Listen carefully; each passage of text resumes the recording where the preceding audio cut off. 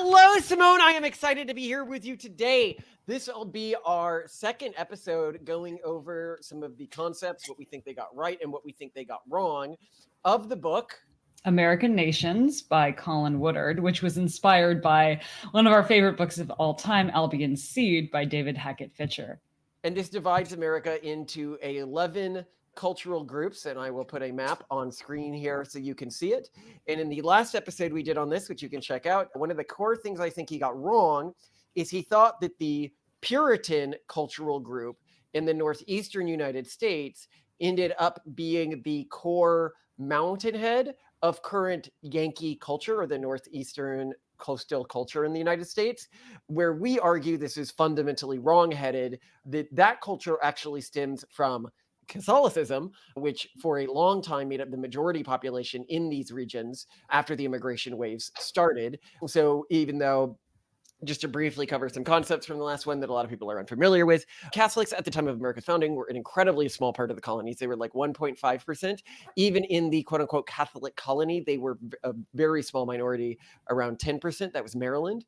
So they just were not a big cultural force in America until the Irish, Italian, and now Hispanic immigration waves, which led to the Catholic population becoming the predominant cultural wellspring of three of the American cultural groups. Specifically, in the last episode, we focused a lot on how they were the wellspring of the Yankee cultural group, but they are also the wellspring of the El Norte cultural group, which is the Hispanic cultural group in the center, and the far left cultural group that is on the West Coast.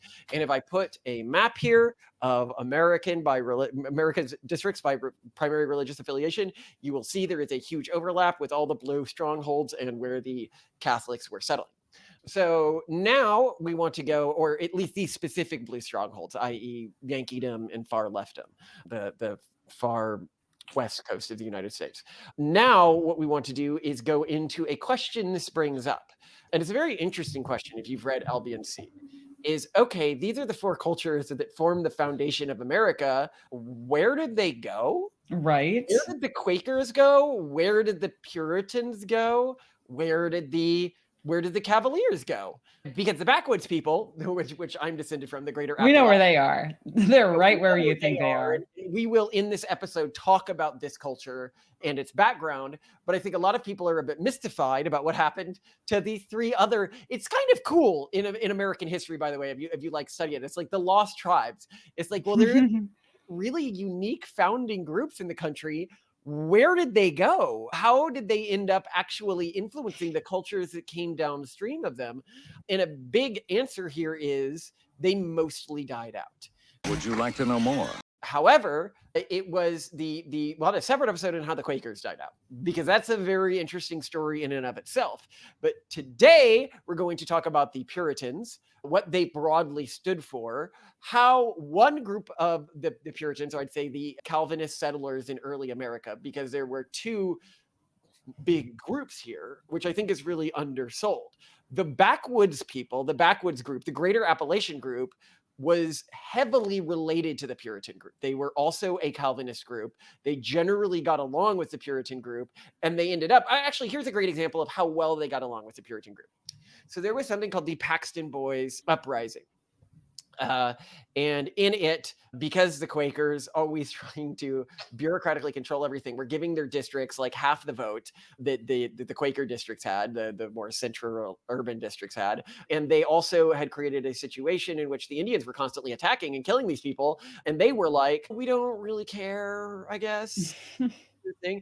I mean, talk about there's so much of like American lore, which is just like myth stories. So it was actually around the time of the Paxton Boys, like leading up to this, that the famous giving Indians smallpox infected blankets thing came from. And people are like, oh, that's so horrible. How could anyone have done that? And it's like, they had just killed over 2,000 settlers and were besieging a settlement. And that was the context. Like, excuse me, they had been butchering children. Like, what? Like, they were trying to save a settlement that was under siege. This is like a Alamo situation here, people. Like, is it bad, like, by modern warfare standards? Yeah. if you are behind the walls of a city and you know a group just butchered like the two cities next to you and killed all the women and children, and you've got your family there, are you not going to try everything you can think of to try to protect yourself? Because you have sent requests to the local Pennsylvania government, but it's run by Quakers. And Quakers are pacifists. I mean, that, yeah, I kind of have, like, with all things in life right now, a fuck around and find out attitude. Like, I mean, also, you siege a town, they're gonna try some stuff. Like, maybe they didn't expect biological warfare. Does that mean it's unfair? I don't know. Like, Yeah, well, this is actually a really interesting thing about the backwoods people. So we're going to talk about where they came from, but also a really interesting thing about them culturally, because they had a relationship with the Indians that was both incredibly more brutal than any of the other founding American cultural groups. yeah, I think many American cultural groups saw them as equal to the Native American, the indigenous populations, because they were equally brutal in some of their behaviors vis-a-vis other groups. So we'll get to that, but first, let's talk about where they came from more broadly. Mhm. So they were the second wave of immigrants into the United States. So you could really say the first wave of people who felt like European immigrants in America. I don't know. I think the second wave of immigrants was more the Cavaliers, followed by the Quakers, then followed by the Scots-Irish. So not Sorry, quite. I need to clarify what I mean by second wave. What I mean is they were the first wave of distinctly culturally different white Europeaners coming Mm. to already white European settled parts of America. Yes, the Oh. Cavaliers came as a separate wave, but they were mostly They setting were up settling in indigenous lands in totally foreign territory, not competing with existing UK-based groups, right? Yeah, so like when the Quakers came and set up Philadelphia, it wasn't like there was a big existing settlement there. When the Right. New Englanders came and the Puritans came and set up Massachusetts, there wasn't a big existing settlement there. When the backwoods people came, or what became the greater Appalachian culture, all of the stuff on the coastline was pretty much already settled. Mhm. And unlike the later Irish and Italian immigrant waves, the Catholic immigrant waves, these people were much more discriminated against than any other really white population group that entered America, to the extent that they almost were unable to settle in any already settled region. Now, this was due to two reasons. There wasn't yet this idea that America was like this mixing pot yet. It was like, who are these brutal savages? Because that's what they were seen as by the existing population. They were mostly Irish and Scottish clan people, I guess is what I Mhm. call them. Mhm. They had been through centuries of clan warfare. They were an incredibly honor-based people in an honor-based culture, but they were also, I won't say lawless. They believed in law, but they'd have blood feuds. They'd have the law was the law Well, of there's honor-based law and then there's civil law. And they were on a more honor code-based system where when you have a feud, it is settled by your people through a blood feud or through vigilante justice, rather than you going to a centralized authority and saying, "Oh, mommy, they did something bad. Punish them." well, and they Like our kept setting children come to us, "Toasty did it." yeah, they kept coming and setting up. What were the names of the regulators? So they set up separate governments ruled by something called the regulators, which Roving were only. vigilante groups. But let's talk about how this all ended up happening as well, because this is important before we get to what ended up happening to the Puritans. So these people came over. Nobody wanted them in their cities. They were seen as incredibly like crime full people, and they Yeah, kind of were. and Like loose women, and the women had higher skirts, low bust lines. They all acted in a very informal way. They just felt culturally extremely different. yeah, they were very well, they were a clan-based low-class group. They were the first group that like really was not in any way intellectual or upper class. They were Mhm. fleeing regional violence, and they were fleeing regional violence from people like themselves. Mm. And so they got into these cities, and in part because the cities could immediately be like, "Oh, just go to the land outside the cities, go to the frontier," which at the time was the Appalachian Mountains and the area right before the Appalachian Mountains, like just outside of all of the settled areas. Which is poetically quite appropriate because the Appalachian Mountains are actually the same mountain range as the Scottish Highlands, just Yeah. before they got Um, split up into different continents. and these people, this actually worked out really good for everyone to begin with. So the reason it worked out so good is there were a lot of really dangerous Indian groups. And you had these like pansy like Quakers, right, who refused to fight at all. They would actually have like pirates just like plunder their settlements and they do nothing about it. And yeah, so Ben Franklin, who was a Puritan based in Philadelphia, would be like, I could explain to our enemies that like we do not retaliate for this, and they wouldn't even come attack because they wouldn't believe that anyone would act like this. It is so insane that you're refusing to do anything. So anyway, and then you had the Puritans who were a hard people, but they didn't have as much problem with the Indians for a couple reasons. One is they were very hardy people. Like they were willing to defend themselves and they were very prickly, but also they would intentionally settle the least productive lands, the most stony fields and everything like that, because they believed that, the harder you made your life, the more favor God was giving you. That like God gave you favor through intentionally choosing to give yourself hardship. So and the Puritans, keep in mind, settled in the northeast of the United States at a time when it was much colder. It had much harsher winters than it does today. So right now, the South, for example, where the Cavaliers and future Southerner groups settled, is pretty much climatically the same now as it used to be. But New England was very different and very harsh. It wasn't just the soil. Yeah, and so these people were pushed out because the Quakers, if they had a boundary of these angry clan people, the Indians couldn't get through them. The Indians would end up fighting the clan people, and the clan people would fight the Indians. Now, it caused problems, and this is one of the things where the Quakers are just so slimy. I will never get away from this lie that Quakers were like anti-slavery, when we know from Quaker wills that 43% of Quakers owned slaves. They just were vocally anti-slavery. They had higher slave ownership rates than aristocratic Southerners during the slave owning period. They were very woke. It was like, we'll say something's bad, but then, in our actions will cause more damage. So they're like, oh, we will always treat the Indians nice, and we will always pay for their land, unlike those Puritans who like do, sort of cheaty deals with them. But then how did they actually treat the Indians? Well, they took these warlike clan people, they put them all around the Indian land, and then they used them for protection, and they kept killing the Indians, and the Indians kept killing them. So ultimately, if you look at the Indian tribes that were in the Quaker areas, they actually ended up dying out at higher rates than the Indian tribes in the Puritan areas. Because again, technically they're pro-Indian, except they settled these like bloodthirsty, my ancestors, people next to them. Lord Almighty. Okay, so now we've got to get into how these people ended up relating to the Indians and why it was so different from any of the other early American groups. And it really shows in our show. I say I'm a pluralist, right? People here, Malcolm's a pluralist, and like a dyed-in-the-wool pluralist of the old Appalachian variety. And what they think I'm saying is I'm an equalist. That I believe that all cultural practices are equal and all people are equal. And I'm like, no. You'll understand when you understand how the Backwoods people related to the Indians. So the Quakers would be like, I respect the Native Americans' human dignity, right? Like, but they didn't take time to understand or know or live with the Indians. They like superficially, academically respected the Indians, but they didn't actually like engage with the Indians. The Backwoods people, they were very known and actually very hated from the other people. They would frequently marry Indians. They would adopt Indian style of dresses. Didn't some children of mixed Backwoods and indigenous pairings become significant leaders within Native American communities?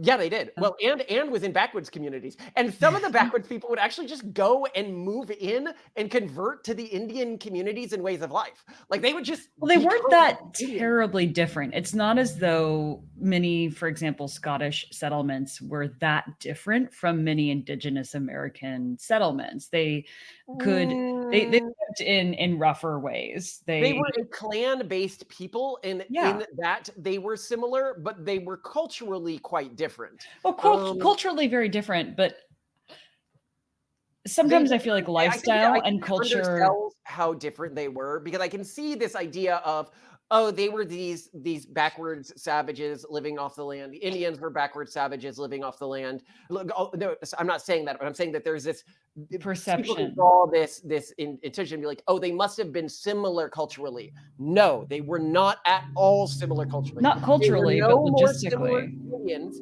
than they were to the Quakers, or the Quakers were to the Indians. The only one dimension they were similar to the Indians was that they were from a clan-based system that had different clans similar to the Indians, and these clans fought each other. But because of that, when they came into these Indian areas, they saw the Indians as with genuine human dignity, as a separate clan that was in a clan-based conflict with them.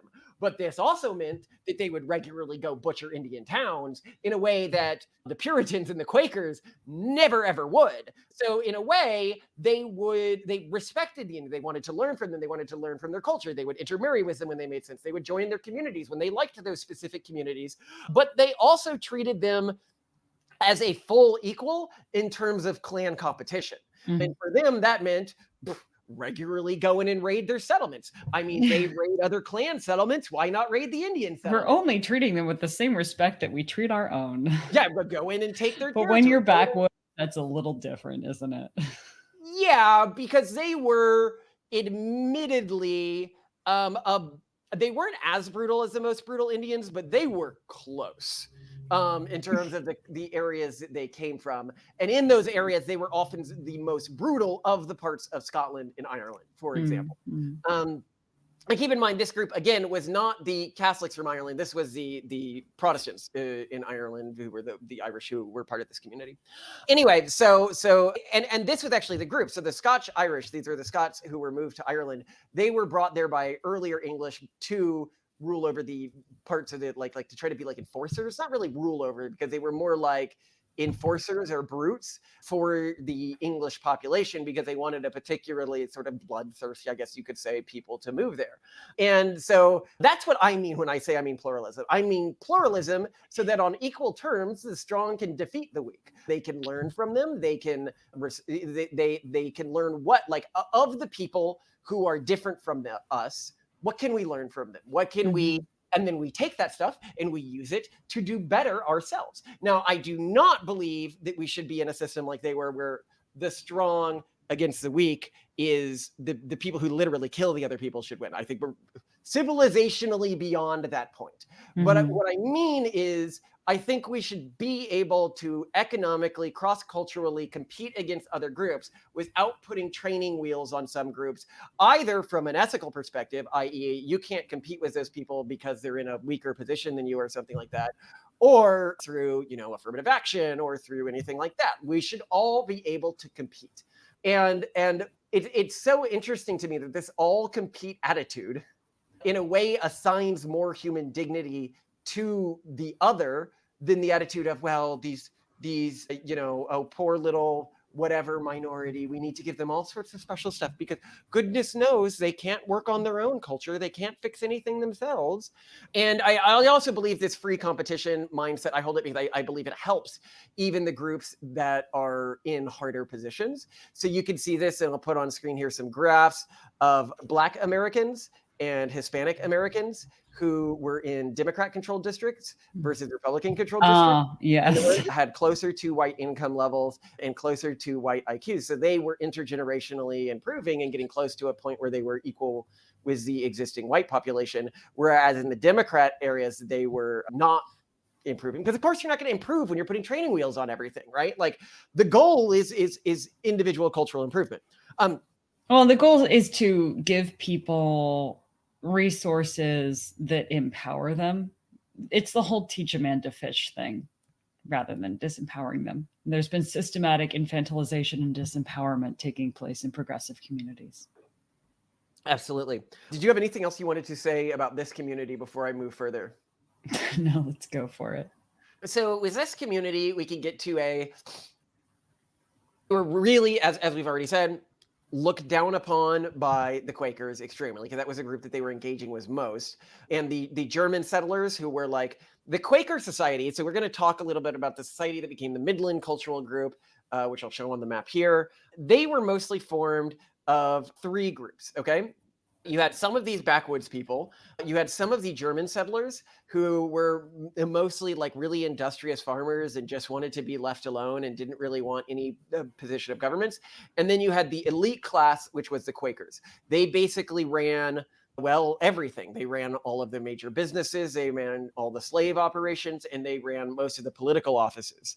And they used these positions to essentially oppress the two other groups, the backwoods people, who they removed the ability to get votes from. They didn't really protect them, and the German settlers, but the German settlers didn't really care. They, in part, are the group that we now know of as the Amish, but they didn't all become Amish. This was one part of this faction, but it's still the most culturally preserved of this original faction.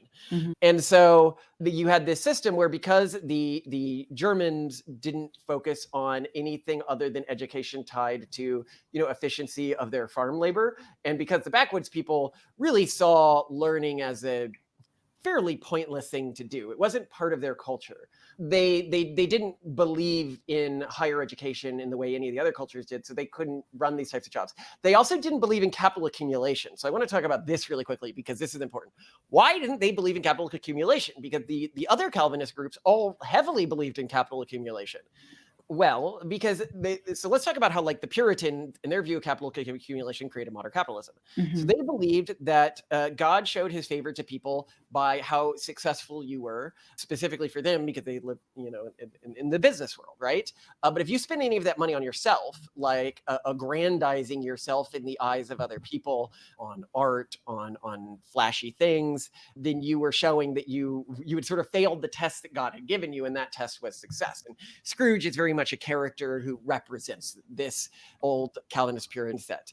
Well, keep in mind what success meant. Okay, so they agreed with the Puritans on that. God gives you success if he likes you, but they were in this clan-based system, right? That was like, yeah, but if you ever accumulated too much capital, your neighbors would just come and steal it. If you got a bunch of cows, and your neighbors would come and steal those cows. There was no point in ever having stuff.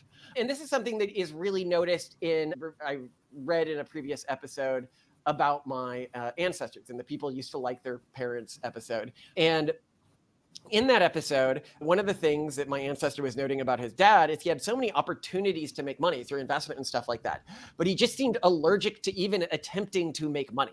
And he was like, why was that? And it was because he came from this clan-based system. These people who, when the South was revolting, they started counter-revolutions to try to, because they were against slavery. And we'll talk about why they were against slavery, because most of the backwoods people weren't. And they were like, okay, we'll do our own thing here. But they'd already gone through this a few times, go fight with your neighbors, create breakaway states. This is where 15 of his brothers or siblings were one of the 50 founding members of the Free State of Jones. You, me, all of us. We're all out there dying so they can stay rich. Tax collectors coming around here, taking everything. Girls, you know how to shoot one of these? No man ought to tell another man what he's got to live for or what he's got to die for.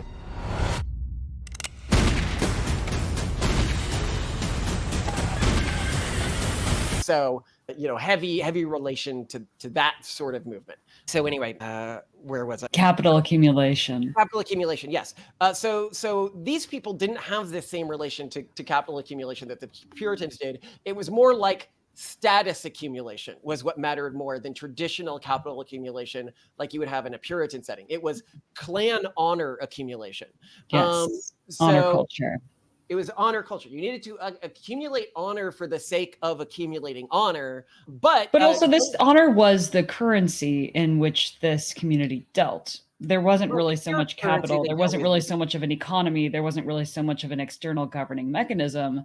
Honor was the judicial system, the economy, the social capital, the respect, and the negotiating power. So it did matter. Yeah, well, I should be clear that they actually had a currency, and it was hard alcohol and whiskeys.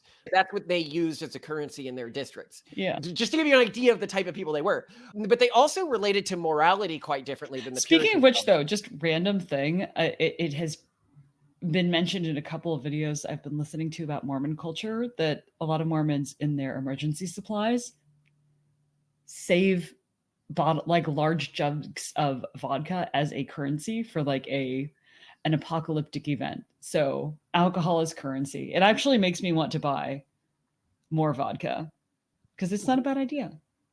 It's good frontier medicine too. Alcohol is currency, people. And keep in mind, we'll get to their counter governments in a second because they're actually important. But I should also talk about their ethical system because it was a little different than the Puritan ethical system. So they were both Calvinists. They believed in predestination. They believed that, pretty much everything is a sin. Dancing is a sin. Music is a sin. Sports, oh, that's definitely a sin. Extramarital sex is a sin. Anything you do for the pure sake of happiness, like personal happiness, is broadly a sin. And so but the Puritans were like, oh, well, then we need to not do any of those things at all. Like, I know we'll break the rules sometimes, but broadly we should try not to do any of those things, which is very different from then Catholics came in, and the Catholics had this deontological set where there's some sins and some not sins. Like sports isn't as high of a sin as, say, like extramarital sex or music or something like that. Like they have this is a category of sin, this is a category of not sins. For nerds wondering about the biblical logic behind each of these interpretations, for one interpretation, the one where sexual sins are an ultra big deal and other sins aren't really that important, you could look at quotes like, from Corinthians, flee for your sexual immorality. All other sins a person commits are outside the body, but whoever sins sexually sins against their own body, end quote. The problem here is that this is very clearly in context speaking of prostitution and only prostitution, as the paragraph immediately preceding this line is all about prostitution and why specifically prostitution is bad. Which, and we will go over this in a future one of our tracked episodes, I would argue is considered a unique form of sin because it has the chance of bringing an unwanted child into the world. And the sin is the potential of creating that child, and that's what it means to sin against the body. By that, what we mean here is in this part, it talks of two people becoming one body when they have sex, but obviously two people don't literally become one body when they have sex, except insofar as one person gets pregnant, and then they literally do become one body in the form of the child, and one spirit in the form of the child, if you look at the lines immediately above it. Whereas alternatively, you can look at lines like, whether therefore you eat or drink or whatever you do, all to the glory of God, or, and he died for all those who live should no longer live for themselves, but for him who died for them and was raised again, or, and whatsoever you do, do it heartily, as to the Lord and not unto men. Or, but if you have doubts about whether or not you should eat something, you are sinning if you go ahead and do it, for you are not following your convictions. If you do anything you believe is not right, you are sinning. So in all of these quotes, the basic gist is anything that you are not doing for the glory of God is a sin. So if you can't reasonably argue that what you just did, you did for the glory of God, you committed a form of sin. It's not that everything that you're not doing for God is a sin, where these two groups broadly believe that. But the Backwoods people, they related to this very differently. They're like, oh yeah, all of those things are sin, but like, I'm still human, bro. Like, I will try to do good in the moment when it makes sense and aligns with my honor code. But I know that I may as well, like, as long as I'm going to be here and it is not a time when I otherwise could be dedicating myself fully and meaningfully to God. Like, they didn't do the constant Bible study and everything like that. They're like, let's party tonight, and they were known by the other people as constantly partying, but also engaging with low culture because they saw, hanging out and partying with the bros as an equal sin, having some drinks and doing a jig. And I remember this about my ancestors. There was a time when the Confederacy had captured a number of these anti-Confederacy rebels, and he came into the Confederate camp, and he brought a bunch of booze with him, and he got them all drunk and played the fiddle so transfixingly, and apparently did a traditional Scottish like jig thing so amazingly that they were able to have another guy sneak around and free all of the prisoners while the Confederate guards were distracted by my great grandfather. And I love this because it's so like a trickster god sort of a thing to do from like an old fable or something like that. But that was the type of people they were, It was, we've got to do what's right. We've got to do what fits our honor. But, sometimes the jig can be a part of that. Sometimes drinking can be a part of that, so they can play a role in an honorable life. Now, what this means is because they didn't distinguish between different types of sin, they would actually see the higher culture forms of sin as a higher form of a sin than the lower culture forms of a sin, because there you are mixing, and I've mentioned this in previous episode, one sin, which is just the general sin of doing something not for God, but with the sin of pride. And like you would get from an art museum or something like that. But then you're also, in addition to that, doing something that's just like objectively stupid, because now if you're engaging with high culture, you likely have something that's worth stealing to other people. So again, don't engage with that stuff, right? So there was a number of reasons that they felt this way. But anyway, in the Midlands area where the Quakers controlled everything, they were the underclass. They didn't run any of the businesses, they didn't run any of the politics. But in the areas that they fully controlled, it was a different situation. In the areas that they fully controlled, you could get some like local sort of gang leaders who would end up ruling a district due to like how many siblings they had and how much honor they had within their culture. But you wouldn't get tons of lawyers and teachers and doctors and competent politicians. And so where did they get those people from? Well, it's the story of the Paxton Boys points this out. So they had come, they were besieging Philadelphia. So these rural immigrant group, like imagine one immigrant group in the United States is literally besieging with guns and having murdered people a major US city. These people were like don't mess with me sort of thing. So the guy who ended up bailing Philadelphia out because the Quakers had their heads up their butts and couldn't handle anything was Puritan Ben Franklin. So he ended up being able to make a negotiation with them that ended up saving the Quakers of Pennsylvania. They couldn't defend themselves well either because they'd never really done the military stuff. And I should note that these people actually went to war with a number of the other settlements. It wasn't just the Quakers. They also went to war with the Tidewater peoples. These were the peoples who were the sons of the Cavaliers to the south, like around the sort of DC area and stuff like that. So they would regularly go to war against the other colonists when the other colonists would abuse them too much. So the Puritans actually worked very well with them. Like these two cultures went together while the Quakers were sort of oil and water with them. These people who didn't believe in war, these people who were from a fundamentally different religious framework. The Puritans were basically their religious framework. They just expressed it differently. They didn't want to take stuff, right? Like they didn't like showing off their wealth, so they could live in these communities safely. Here I'd also note, if you remember earlier, I said that the Puritans would intentionally build settlements in areas where it was hard to farm, either that were colder or that had lots of rocks in the field, because they liked intentionally opting into hardship, thinking that it sort of purified their soul. They felt very comfortable moving into regions that anyone else would say were dangerous or that you shouldn't move into this region. You know, a Quaker might say, well, we shouldn't move out there because these people might kill us.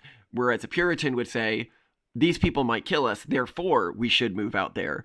They were hardworking. They liked to put themselves in hard environments, which won them honor points among these people. They just got along very well. And so a number of the Puritans ended up migrating into these communities and forming this sort of like learned elite roles, like the lawyers, the doctors, the entrepreneurs, and stuff like that within these communities, enough so that they could get a bit of a society. And here we should talk about what these societies ended up looking like. They built these societies. They had a few different breakaway states at points, but the main one was I'll call it the regulator state. So they had like a local martial role that was called a regulator. And this individual would apply clan-like justice. Well, actually, it was called lynching, named after a guy named Lynch. For more color here, the term lynch mob came after a man with the name Charles Lynch, a Virginia planter and justice of the peace during the American Revolution. Charles Lynch headed an irregular court that punished loyalists, and his actions gave rise to the term Lynch's Law, which referred to the extrajudicial punishment of individuals without formal legal proceedings. Although there is a claim that William Lynch, another Virginia planter of the same era, was associated with the term. And it was a system of justice where when one person would do something bad, you would go into their community and you would lynch them. And that was what the regulators did to police their communities. And they were needed to police their communities because the local governments were not policing their communities. And they actually ended up, when the 13 colonies were sending all their delegates down, they elected their own delegate to go down as a separate you call it sort of shadow country, because nobody else recognized them as a non-ruled over part of the United States, but they genuinely were basically separate colony with a separate legal system. Okay, so for clarification here, the regulator movement had been put down before this event happened. This was sort of a successor government to them that was much less formal than the full regulator movement government was. And for anyone looking for more information on this stuff, this is all covered in American Nations, so just go read that book. The core thing that I'm discussing here that differs from what's accounted in American Nations is the integration of the Puritan culture into the backwoods culture, which he doesn't go that deep into. So any thoughts on this before I go into what happened to the Puritans who didn't meld with this culture? No, keep it going. Okay, so the Puritans who melded with this culture, I'll talk a little about what happened to them and their ethical system. They began to adopt more of the ethical system that this culture had in its relationship to sin. So they stayed really, really obsessed with education, but they became a lot less obsessed with and technical correctness and consequentialism and everything like that, and the elect and all that. But they became a lot less obsessed with you have to follow every rule perfectly. It was more of like they began to, I guess, sort of understand, I would guess I'd call it the party lifestyle of these people and the everything to an extreme lifestyle of these people, and form this sort of, I guess you could say, like Braveheart-like cultural class. Like you see in the Braveheart movie where they're like, well, we need some people in this clan-based system to be extremely educated and know tons of languages and be obsessed with education. And that was sort of the role that they filled. And you actually see this from my ancestors. If you've ever read about the Free State of Jones movement. One of the 15 of my ancestors who was involved and had the most senior position was in the movement was Jasper Collins. He's actually the reason why we know about the movement to begin with, because he wrote the primary book on the movement. Also, as a quick addition here, because I had forgot this, but I was just double checking this information, that Jasper named his first son Ulysses Sherman Collins. You got to understand, in the antebellum South, naming your first son Ulysses Sherman Collins today would be like naming your kid Hitler Mao Collins. But he's the guy in the movie who's always doing stuff like trying to write a constitution for them and trying to write a set of laws and trying to write philosophical treaties for them. Now, obviously, a lot of the people in this were related to my family, but that was like the patriarch of that local region, who was Jasper Collins, was who it was. Because that was what they did with these people. They would help them in their rebellions, and they'd be like, hey, guys, I got a legal system that we can use, and I got these like religious arguments for why we're doing this, and I got this. You can think of them as the helpful nerd.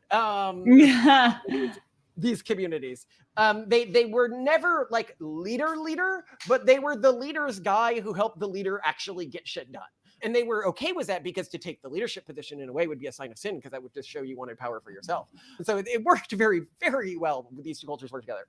Even today, I've noted that people from the Puritan cultural class work really well with the backwoods people. And I think that this often surprises people from coastal cities, where they're like, oh, the backwoods people would see nothing in common with you. They'd hate all of your weird views. And I think that this shows a misunderstanding of the way the backwood culture works now, or the way it worked historically. Remember, the backwoods people were the first ones to pick up like Indian ways of doing things and stuff like that. They don't have a lot of prejudice against people of different cultural practices, or really see things as quote unquote weird. They're more just concerned about being able to get by and live their life and support their family, and then their wider network, and not being looked down upon. Issues about like cultural purity and stuff like that are not really important to them, except when it feels to them that another cultural clan is encroaching on their territory. And then to the Puritans, there's never really been a high amount of class judgment of people outside the Puritan network within Puritan groups. So I think, some people here are like, oh, you'd never get along with like an average American. Malcolm, somebody said this after one of our other videos. And I'm like, that like the people who care for our kids every day and who we're in business with, like the core people we're in business with, are, face tattoos and run a landscaping company, right? Like we get along very well with average Americans, and average Americans, at least of this Appalachian cultural group get along very well with us because we're just not very judgmental people. And I've actually noticed they get along uniquely well from us in the Pennsylvania area when I contrast it with Texas. And I think that the core reason is that in Pennsylvania, the upper class people in Pennsylvania really look down on middle class Pennsylvanians and like lower middle class Pennsylvanians. And in Texas, where I grew up, that just wasn't the case. Like George Bush, for example, clearly didn't look down on middle class Americans in the same way I see people in like the main line do. But then the Puritans. Well, why did the Puritans die out? And they mostly died out in the 1800s. And there are 3 reasons why they died out. Do you have any thoughts before I want to go further, Simone? Mm-mm. Okay. Reason number 1, and by far, far, far the biggest reason, the Catholic immigrant waves. They were mostly just displaced by the Catholics. And when I say displaced, I mean displaced, not like killed or replaced. Specifically, they migrated out to either the backwoods regions or the West, or, you know, Mormon territory. There were a lot of places that they migrated to around the frontier areas, but they mostly just kept moving to wherever was one of the hardest places to live in America, because that was part of their culture, was to seek out intentional hardship and not have any aspersion that they may be benefiting from any form of nepotism or family reputation. And my family's actually done this for a few generations, where almost everyone in my family has started their first company in another country. Like, you consider me, I got my first big job in Korea, and then the first company that we ran was in Peru. And now I feel comfortable working in the US because, you know, I've sort of proven that my success wasn't due to any form of nepotism, but that's was a really important thing, was in this Puritan cultural group. But it also meant that it was very natural for them to be displaced. What I mean by that is it didn't require much of a push or much of a culture change to get them to leave their previous cultural strongholds like Boston. I mean, if you look in, like, it's recently in 2009, for example, the Puritan stronghold was Boston. Yet in 2009, over 50% of Massachusetts was still Catholic. Like, that's wild. Like, how much do you think was Puritan descendant? Very small. Yeah, a lot of Americans, 13% or so, are descendants from the Mayflower, but they didn't keep their culture intact. So the independent Puritan cultural clusters just mostly died or became narrower and narrower in focus, and more like out there cultish regions. Like, this is where you had like the Kellogg's and stuff like that, where they would have these insane diets and everything like that. Yeah. And what were the Puritans actually bemarked by? Because I think a lot of people misunderstand the Puritans, because the Quakers basically historically went and whitewashed history and pretended the Puritans were the Quakers and the Quakers were the Puritans, which they weren't. The Puritans were incredibly pro-sex. They were so pro-sex that and Albion Seated even talks about this. Their writings were not decensored until the 20th century. They just were extremely strict about when you could have sex and when you couldn't have sex. They weren't. Yeah, they were sex positive within marriage, we'll say. Within marriage, yeah. But they were also like 100% about everything. Like, they would never go anywhere without running. They would, you know, the people would come in and be like, they were always rocking in their rocking chair. They were like full of energy about life and about everything. Just 120% about absolutely everything in every conceivable way. Very intense people. Yes. Yeah, they were very intense people. They were also very about sort of intellectual stoicism, where in a performative intellectual stoicism. And this performative intellectual stoicism is another thing that ended up killing them. They had an internal cultural hierarchy that was in part based on being able to show you were more humble than your neighbor. And this, in a way, creates a form of inverse humility, where they would do these ridiculous, I'll put on a skit here with some people doing this so you can see like what it ended up looking like. But it was ridiculous. It was ridiculous. I'm more humble than you. I'm more humble than you. I'm more humble than you. Oh, look at how crazy humble this thing I just did was. Those who court when the sun descends court the devil's design, for certain. Ah, yes, I could not agree more. How dare you express enjoyment? My deepest apologies. Your shoes are quite sensible. They are 4 sizes too small. The pain purifies my predilection for pleasure. Your alliteration sounds dangerously like poetry. My apologies. Strike me silence. Now, obviously, this is a comedy sketch and not reality, but I think it shows why you cannot have a whole community dedicated to a dominance hierarchy around humility. because when the entire dominance hierarchy is based around humility and austerity, people just go haywire. But if you mix these people with another group that isn't dedicated to a dominance hierarchy around humility and austerity, then they don't have the same feedback cycle. They can just be like, well, I'm more humble than the average person in my community, and they don't spiral out of control and go extinct. Like, obviously, if you grow up in a culture like this, you're probably not going to want to continue it when there are other options around you, which is why the Puritans in the more mono-Puritan communities, like you had in New England, mostly went extinct. Also, it's important to note here that when the Catholic immigrants came into New England, they did not mix with the Puritan communities much, in the same way that the Puritan communities mixed with like the Backwoods people and stuff like that. These communities were much more oil and water, and so there wasn't the ability, like if you were a town that was half Catholic and half Puritan, and you were a Puritan, 98% of your interactions would be with other Puritans. Whereas if you were a town that was, half Puritan, half backwater, about 50% of your interactions would be with backwater people, 50% would be with Puritans. There wasn't the same amount of antipathy between these two cultural groups, or cultural isolation. And a lot of people are like, when they look at the modern cultural groups and they go, who's the descendants of the Puritans? Who has like a performative cultural stoicism and is really pro-education? You're looking at like the Jordan Petersons of today. That's the descendant culture of the Puritans, whereas the Wokists are the descendant culture of Quakers. We'll get into that in a different video. But there are some still like cultural descendants of these Puritans, but mostly they went extinct. And another thing that was really unique about the Puritan communities was the way their religious worship was set up, where they'd set up like 5 churches in a town, and then whichever one was like the most charismatic is the one that everyone would go to. And it was sort of like early social media. Like everyone would choose like which version, but it meant that you would get, this is what we had with the Great Awakening, just like these incredibly religiously zealotic people in terms of like everything about their life was basically like an influencer based culture of religious charisma and extreme austerity and humility. Now, what you can tell maybe is oppressive virtue signaling to a certain extent. Yes.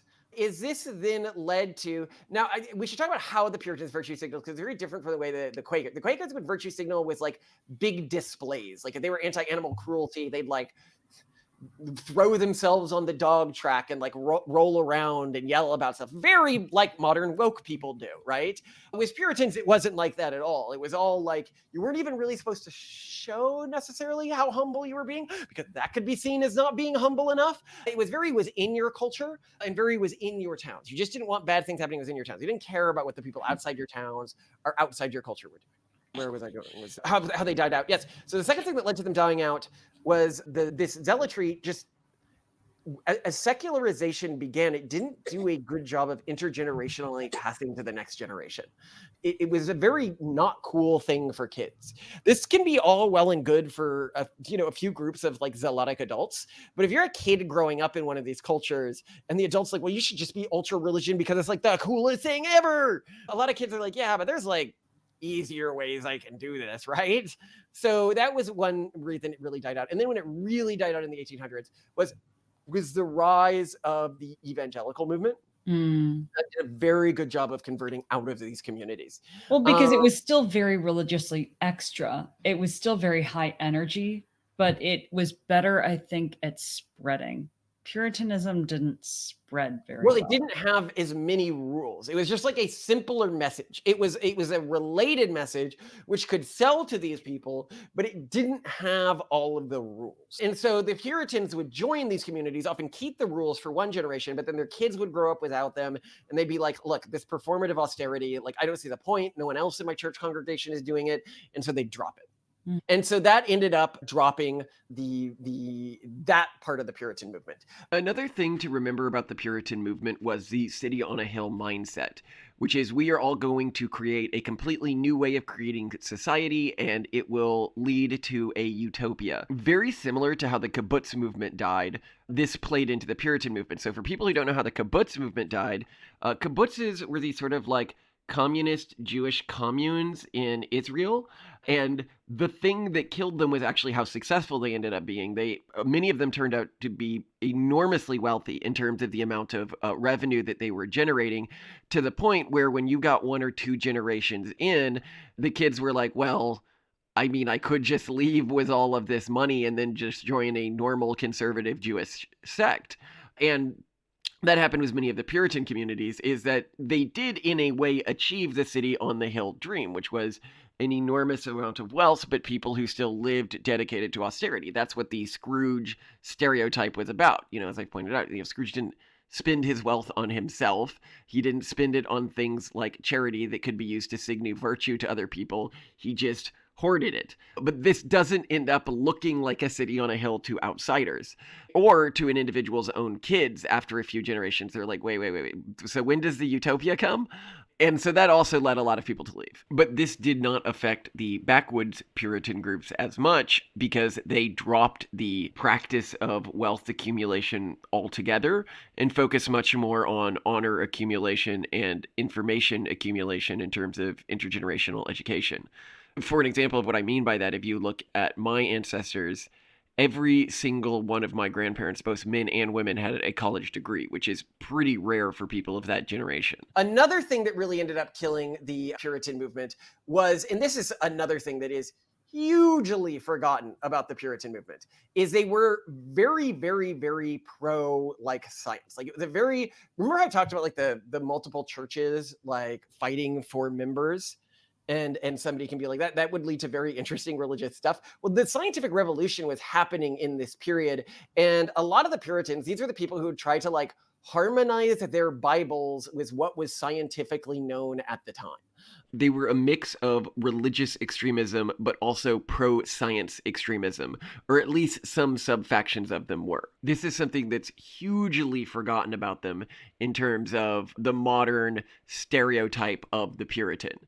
They could almost be thought of as antithetical to Amish, where they tried to adapt all of the latest technologies and all of the latest scientific perspectives in the most extreme forms possible. Actually, I remember a story about one of my ancestors from this group who lived not far from us here in Pennsylvania, and he built his house so that when you would ride the carriage up to it, there was a plate underneath the front of it, and the plate led to a weight system that would automatically open the doors.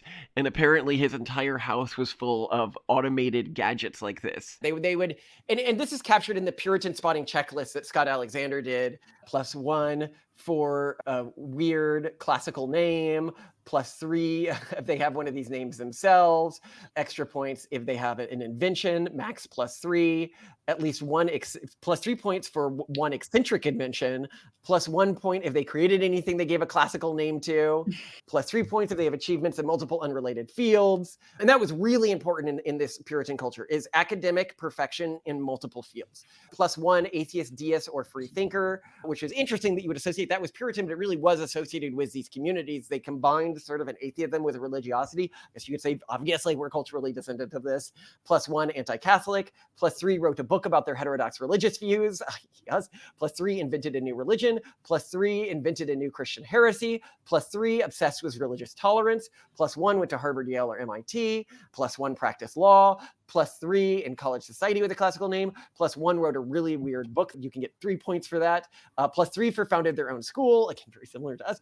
+3 wrote a list of values. +3 had plans to monasticize the Eschaton. +3 if they were a social reformer. +3 if they waged a crusade on an abstract concept. +3 if they had ideas that were utopian yet racist. +3 if they were inspired by the wisdom of the Far East. +3 if they were an abolitionist. +1 if they fought for African American rights in some way. +3 if they were famous for philanthropy. +3 for prohibition. +3 for rabidly anti-war, yet rabidly supported every specific war that happened. And I feel personally attacked by that last one. We're all like, yeah, I'm against war more broadly, but this war just has to be fought. But so their flirtation with science led them to, even before the wave of Jews who deconverted due to secularization, have a huge deconversion wave due to secularization when science began to become completely incompatible, because in these early waves of like the early waves of Darwinism and stuff like that, it wasn't yet completely incompatible. They were trying to find ways to make it more compatible with the older interpretations of the Bible, and they just couldn't. And that ended up pushing away a lot of their kids as well, because the education aspect and the search for truth aspect, which was a huge part of their culture, ended up mattering more to them than the tradition and the religious aspect. So thoughts, Simone, because you haven't talked much in this episode. Is it so terrible for me to love the sound of your voice? I am your wife, after all. And there's not much for you to say. And I've always found it so absolutely bizarre, this idea that Yankee culture came from Puritan culture, when part of it kind of did. I guess I would say there are pockets of the old Puritan culture still in New England. And I think you see this in things like the Free State movement, but definitely not in the governments we have in places like Massachusetts and stuff like that, which are really heavily Catholic influenced. And even the Free State movement is still like, you know, the state is still heavily sort of Catholic descendant influenced. Oh, also, we can talk about why the Catholics didn't end up moving to the backwoods areas. Because well, I can also just add, just as a general, to add context, Albion Seed was written to talk about how 4 foundational waves of immigration from England to the United States had a still lasting impact on our country and its culture. And I think what drove the creation of the book American Nations was that it's not enough to say that just 4 groups had this impact. And I think the broader point that you're making here is that pretty much every cultural group that spends a non-trivial amount of time in an area with a certain critical mass is going to have a permanent and lasting effect on the culture and governance. I wouldn't agree with that at all. No, really? Okay. No, I'm arguing that some specific cultures had a huge lasting impact. For example, the Asian immigration waves really didn't impact culture that much anywhere that they landed. They didn't integrate with the mainstream society as much. And as such, their culture didn't really change the cultural tones of those areas. So no, I wouldn't argue that at all. I'm just arguing. I said critical mass. I didn't say all of them. Well, no, but it's not based on numbers. It's based on the time of a period they came there, what organizations they were interacting with. Like, the key reason why the Catholics ended up affecting the regions they were in so much was their propensity towards engaging with local bureaucracies. And that is why they ended up affecting things so heavily, way more. So if we're looking at people building their intergenerationally durable cultures, and they want to build one that, as humans go off planet, form new colonies on new planets and on spaceships, they want to be the ones that actually set the tone. What should they be designing, or what should they be looking at? Basically, you're saying you should be there at the foundation, at the creation of governance structures. What other factors make a culture have this impact? Why, and this is actually a core thing, why did the Catholics wipe out the Puritans, but they didn't wipe out the backwoods people in terms of their cultural footprint? And the answer is because the backwoods people were in regions the Catholics could not safely live. So the Puritans, you know, once you had cleared all the stones off these initial fields that were hard to work and everything like that, and turned these areas into prosperous areas with big local governments and everything like that, and the Catholic immigration waves came in, they had and they were really good at bureaucracies, as we talked about in our other video on this. They really integrated with the local bureaucracy. They had an easy time like settling and not moving into these areas. If you told them to move to these backwood areas, they'd be like, what do you mean? We're like the Indian, clan people war is going on. Why would I move there? That's incredibly dangerous. I'm not going to put my family at that kind of risk. The reason why they didn't move into these areas was because they were incredibly dangerous to live in. And that is something that helps preserve your culture. What fundamentally protected their culture, while all of the 3 other founding cultures, the Cavaliers, the Quakers, and the Puritans all died out, is because they settled in regions that nobody else wanted to be in. And because of that, they never got wiped out. And this is what I would take away from the backwoods people. There is a huge cultural value in attempting to settle cultural niches where other people don't want to live, or people without your value system are going to not want to live.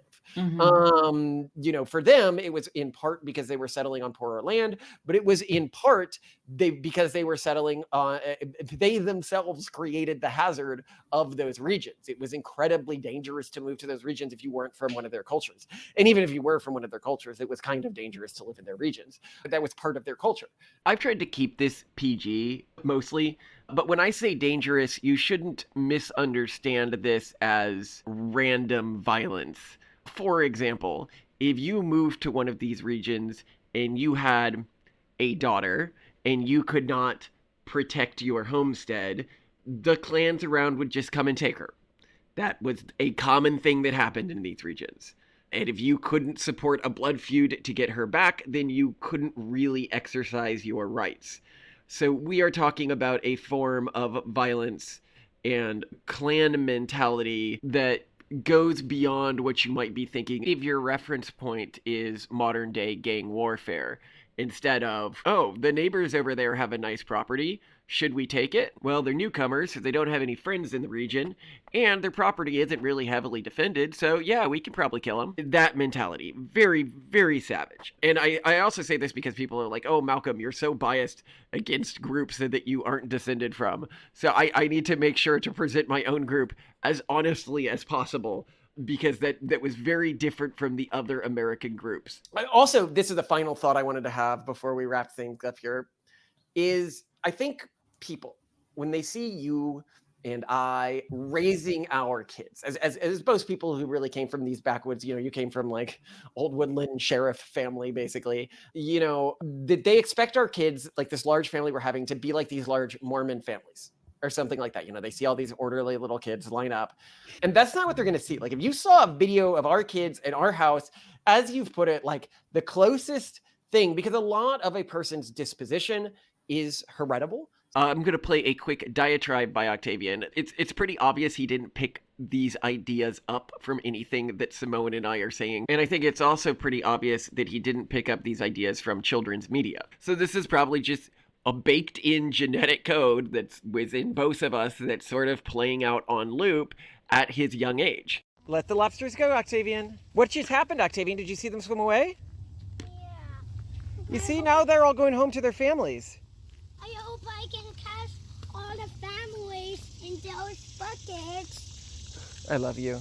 I just want the lobsters to die and the families too. Wait, you want the lobsters and their families to die? Yeah. Wait, so you let them go so that they could go to their families and then we could find their families to catch them? Yeah. Okay, let's get all the lobsters to die. I heard things that hurt me. Okay? Oh, that's how you feel? Yeah. Sometimes, if you're a lot bigger than something, it doesn't matter that it hurt you. You just have to say it's not as smart as you, so it's okay. Is that okay if I catch all the family and the kids? And then what are you going to do if you catch the family and the kids? I will get them to die. And then their friends too? Yeah. I just want to catch one. Well, if I don't, I will destroy all lobsters. Nothing. Oh, I'm going to die the lobster. Oh, so you don't want to hurt the fish? No. I'm not going to let them to die. I don't hate fish. Has a lobster ever hurt you? Yeah. I don't think so. A lobster hurt me into 100 ppm. Okay? Oh, giving me some timelines I here. was going by myself with your car. I just, So you were driving my car one day and a lobster attacked you. yeah, and it hurt me. It hurt me when I was using your boat. And I called the computer to get a new one for me. And then I did not got hurt by lobsters. And then I decided something to kill the lobsters. A penguin. Wait, what kills lobsters? Penguin. It kills lobsters. This is actually a really fascinating diatribe to sort of break down, because I think it gives a good eye into the way these types of people thought about things. If you note, he divides the world into things that might hurt him and things that might not hurt him. Fish are in the category that won't hurt him. Lobsters are in the category that might hurt him. He hates the things that might hurt him, and they must die, and their kids must die, and their families and friends must die, okay? And then also, when I try to be like, well, but I don't think any of them have hurt you specifically, he fabricates evidence. Obviously, he wasn't driving my car by himself, so I'm pretty sure a lobster did not attack him while he was in the car, driving it by himself without me there. And I think that this was probably fairly common in the backwood regions at this time. They categorized different groups they were interacting with as the type of people that might hurt them and the type of people that might not hurt them, and they're good guys if they might not hurt them, and they must kill them, but they're everyone they've ever met if they're the type of person who might hurt them. So in part, this is just a heritable part of our kids, but in part, it's because of how we raise our kids. The way that these people historically raise their kids and the way that I was taught to raise my kids is our goal is to stoke the fire of ambition and life within them as much as possible. Teach them about honor. You see this in the song He's Mine, which I'll play some clips of here. He had him by the collar, said he caught him shooting beer bottles down in a holler. And I said, is that right? He said, they won't speak when spoken to. And I said, he's mine. But in it, he comes from this cultural group as well. It's a country song where he's proud of his kid for violating rules and pushing boundaries. The kid still gets punished, right? Like the kid gets caught, shooting bottles down in a holler, and then he brings over and he's like, he's mine. Like he's so proud that his kid was the one who broke the rules. Doesn't mean the kid doesn't get punished. Our kids still get punished, but we're proud of them for breaking rules. And that's part of why we do the punishment in the way we do, right? And, later in the song, the reason why, and it's showing why do you have this? He whooped up on that boy way bigger. I'd also note that this is where this cultural group is quite different than, like, say, the Andrew Tate cultural group. Because something that was always made very clear to me growing up and is repeated in this song is the honor comes from the fact that he is both standing up to the system, but also challenging and winning against somebody who is larger and stronger than he is. There isn't any honor in just being stronger than someone and beating up or fighting somebody who is weaker than you. For taking that cheap shot on our little kicker, and they threw him out. I yelled, he's mine. The second point is the song also here in the next line I'm going to show makes the point of why do you do this? Why do you encourage rebellion even when it's against you? And it's because you can't turn rebellion on and off. If you have this rebellious stand up to authority mindset, you need to always encourage it. You can't hope that the kid's just able to turn it on and off whenever they feel like it. You can't turn it off like electricity. Because then when the authority and everyone else is saying you shouldn't do something, and a big kid's picking on a little kid, he's going to be the first to stand up for that little kid because he understands like this cultural consequentialism. And I've actually seen this from you, Simone, and a few things you do in terms of raising our kids. Recently, our kid stole something, and your lesson to him was he got punished because he got caught. And you made that very clear to him. Another instance of this happening recently was she told Octavian to stay in bed or he wouldn't get, some treat or something like that. And then she could see on the cameras that he was running all around. But when she came downstairs, he was back in bed. And he asked her, mischievous, he's like, I've been staying in bed, right? You didn't see me out of bed? And she's like, no, I didn't see you out of bed. So she gave him the treat. As she said me, if he grows up thinking that people don't lie and society doesn't lie, and that's not the way that he relates to the world, when they think they can get away with it, he's going to get absolutely gooned on by society. Actually, we have some friends who have this rule of never ever lying to their children, and she's like, oh my God, those kids are going to end up being so taken advantage of when they hit the real world. But this isn't necessarily true. It is a cultural hypothesis, and this is the thing about the way different cultures relate to their kids. She would see learning to never ever deceive authority, or learning that authority will never deceive you, ends up putting the kid in a weaker position, whereas other people are like, no, the relationship between a kid and their parents are sacred, and they don't understand that this is a cultural take, not an absolutist take. That is such a backwoods, like ethical style for a kid. Or my mom, you know, when I told on a kid at school and she goes, you know, why'd you do that? Like, that's what a pussy would do. And I was like, well, the kid was, you know, picking on another kid. And she goes, that's what your fists are for. Like, I'm supposed to. And I was like, well, I'll get in trouble. And she'd be like, good. Like, that's a sign of honor. Or what was another case? Well, so our kids will get in fights over toys. And Simone will go up to them and tell the big one, you need to wait until he gets bored of the toy and then snatch it from him and put it somewhere where he can't see it. You have to be sneaky. I said, hey, it's good. And he goes, oh, where he's like, I want the thing that my little brother has. And so I was like, what do you need to be? And he goes, oh, I need to be sneaky. And so then he'll like go get another toy and like Sneaky pretend and smart, he says. It's so sweet. And then the kid, yeah, and then the younger sibling will get tired of playing with the toy, discard it somewhere, and Octavian will come up to me with that toy and be like, "Can you put this in my bed for me?" Which is, but it leads to, but not only that. So you've got these like Mormon families where all these kids like follow the rules and everything like that. And then this one depiction of a Mormon family, I think, is much more similar to like my childhood and much more similar to this backcountry style, which is the one from Stranger Things. And I'm gonna see if I can find this, where it's just like a complete loud house. And people have seen my kids in the video. They know that like recreationally he'll like climb behind me here and start kicking me in the face, or try to climb on top of me while I'm doing something and punch at me, or and their favorite thing is being like punched and thrown and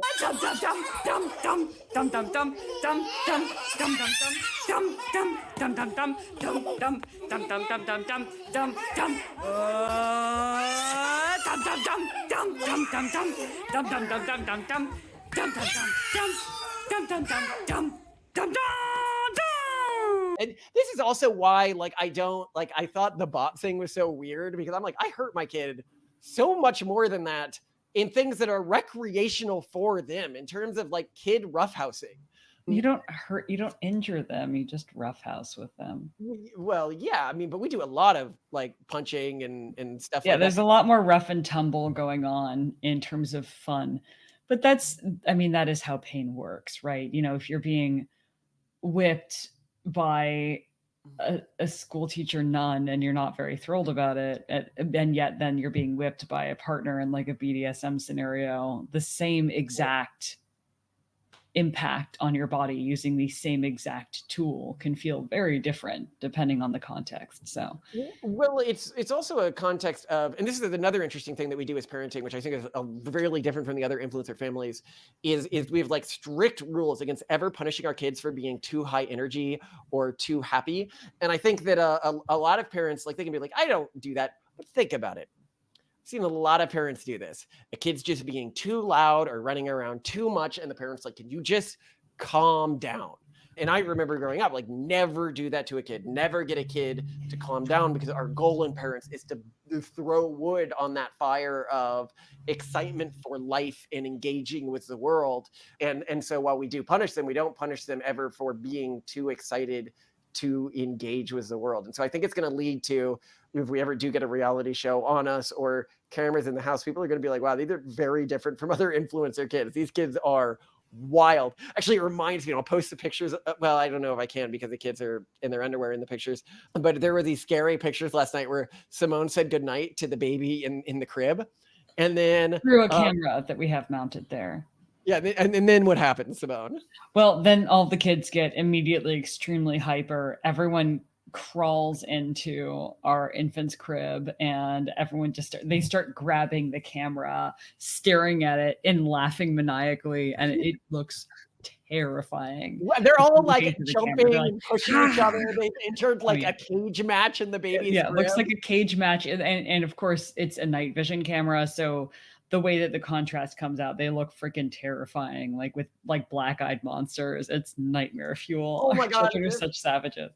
This actually reminds me of this really funny thing of like somebody from a non-clan-based culture entering a clan-based culture. So one of our family members, who my kids aren't related to because it's through a marriage, is a bit older than them, like 5 years older than them, and was attempting to sort of watch over them during parts of the family reunion.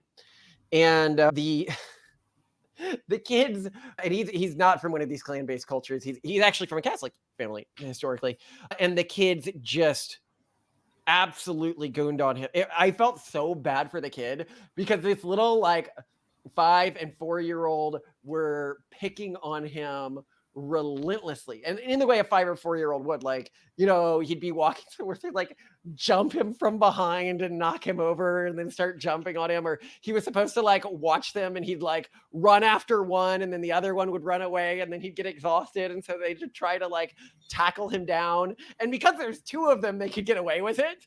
And he was so beleaguered after this, because I think that he was just like, just follow the rules, guys. Don't run away, guys. Please stop. Oh no. Ah!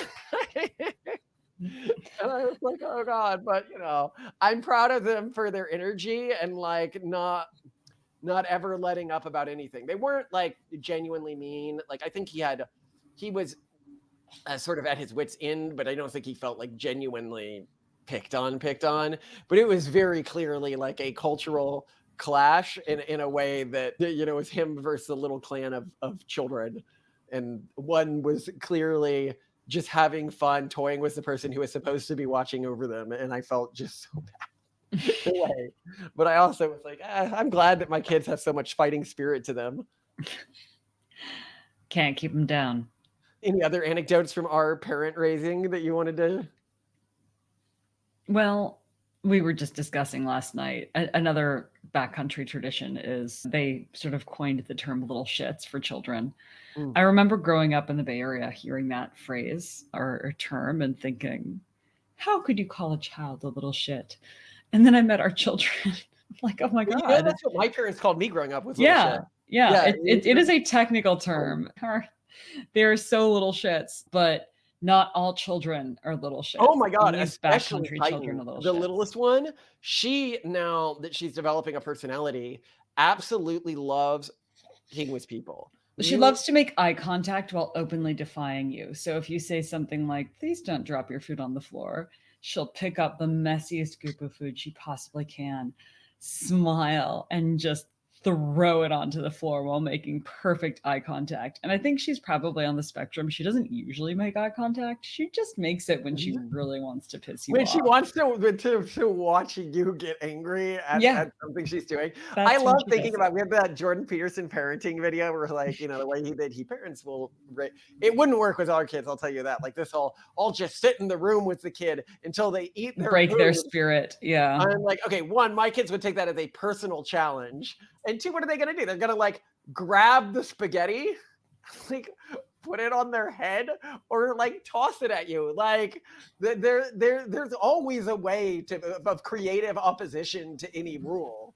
There really is. People can be like, well, I just sit there and then make them do it again.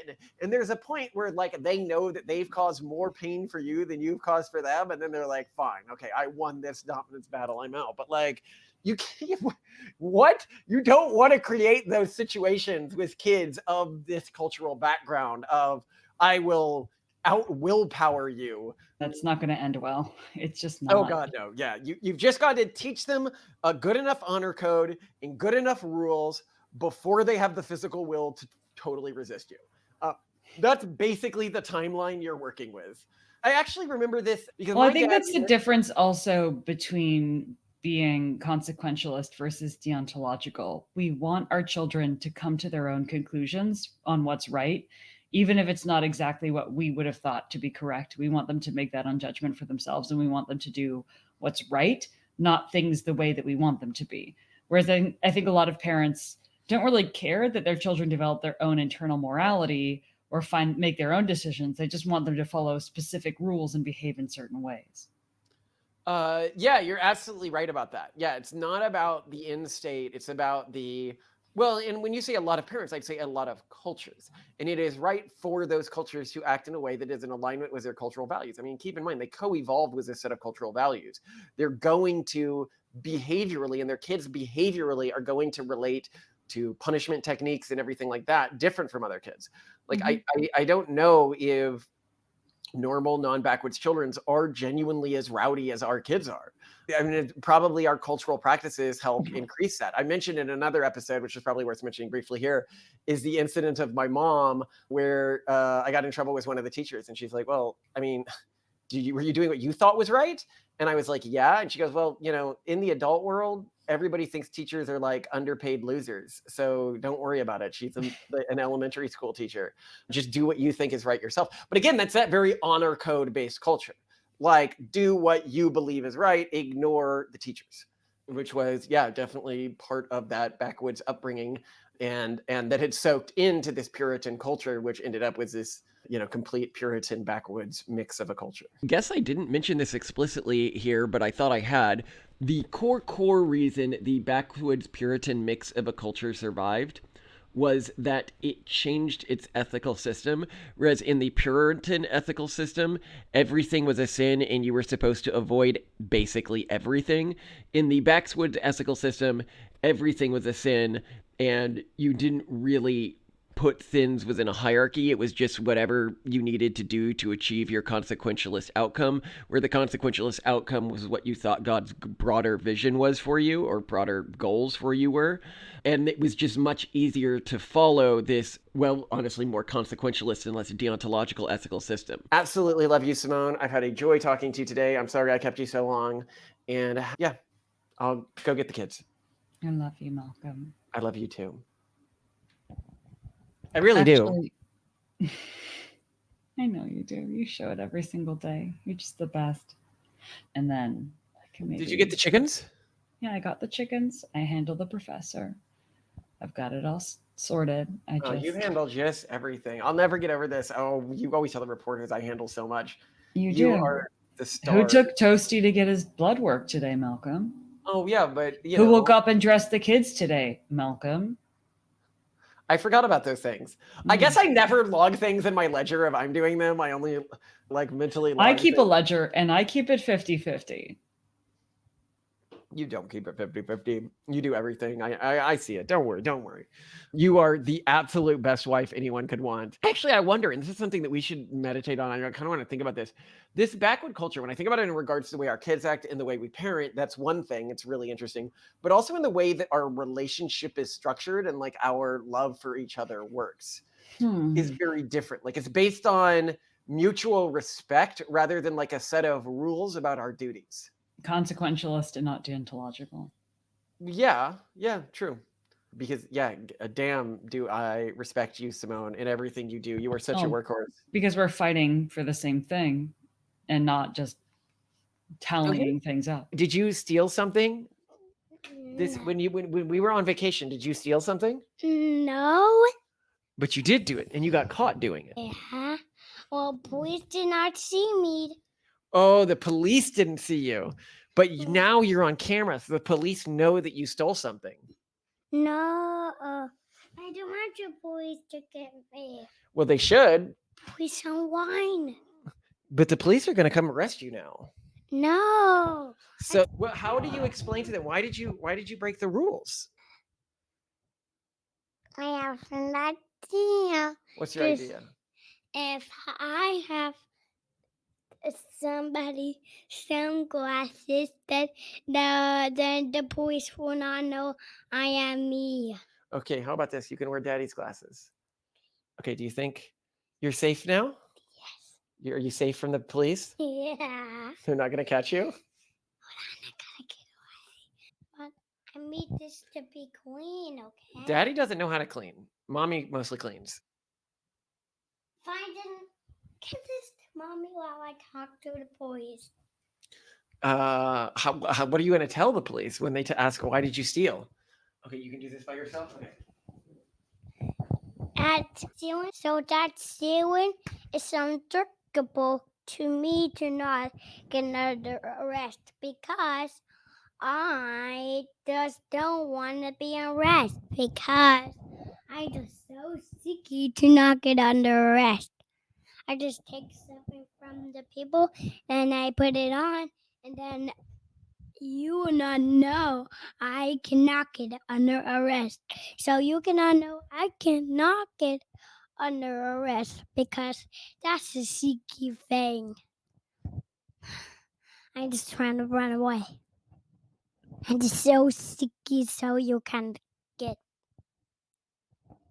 I'm just so sicky, guys. And you know, what happens next? You are getting, and you know what happens if you are arrest me? I'm gonna arrest you boys.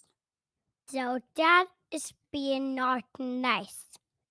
Well, if you see a bad guy at someone's home, I do not have stripes like a bad guy, so I cannot be arrested. And that is a head block out of town. So, that the same way broadcast. I'm broadcasting you are I don't have stripes like a bad guy, so I'm safe. Oh, if you cause the stripes like a bad guy with stripes on, that's out of due, you gotta arrest them, okay? Oh, if you don't, you are getting under arrest, please. That is out. The talking is out. Oh, there's one thing I ain't gonna tell you. Arrest bad guys. Arrest bad guys that do bad things, okay? Not kids that have stripes like a bad guy. Bye, please. What would you do with the bad people when you take over? Bop them. You bop them? Yeah. Would you would you put them in jail? Yeah. Oh my gosh. Hey, you. I want it. I put this on. Torsten, No. is life good even though it's hard sometimes? Yeah. Is life good even though it's hard sometimes? Yeah. So you like being alive? Yeah. Well, what about the antinatalists who think you never should have been born? I mean, Torsten, What? there's people who say that you shouldn't exist. Are they bad people? Yeah, I guess I can bop them. You're gonna bop them? Yeah. Well, I don't know if that's legal. But when you're emperor, you can make it legal. Are you having fun with the microphone? Yeah. Is